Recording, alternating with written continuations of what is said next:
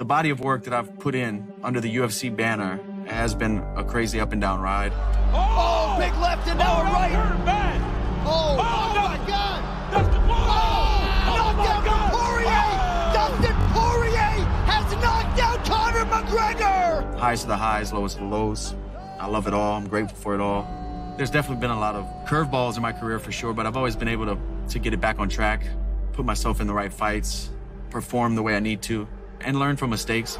Dustin Poirier is a certified UFC legend. In all likelihood, his future is in the UFC Hall of Fame. And I'm just building off of that, using that momentum into future fights, trying to be a better fighter every day. You know, just growing up, being a man.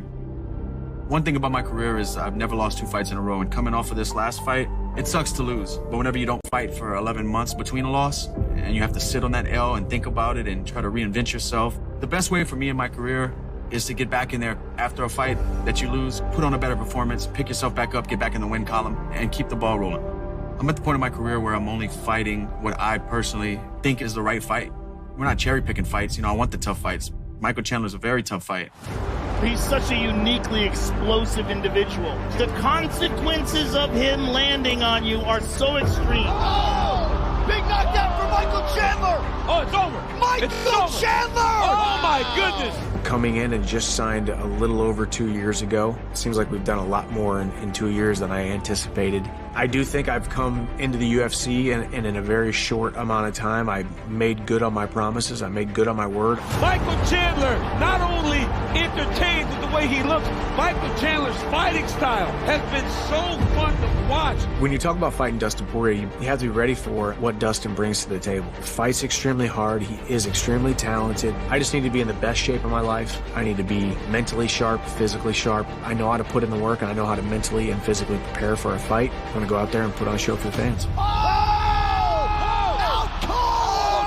That'll do it, Michael Chandler! The whole thing with me and Mike is I saw him in person. I wanted to tell him what I thought about him after some recent interviews he did. This don't look like 2 dudes that have no personal issues. He can feel however he wants to feel. This is fighting. I don't care. The road ends on November 12th at Madison Square Garden. This fight makes sense now. The guy's had a few fights in the organization. He's coming off of a knockout of the year against Tony Ferguson. I think I'm better than Chandler in a lot of areas. This is another fight where I'm going to be the matador. You know, I'll show you. Dustin Poirier by knockout!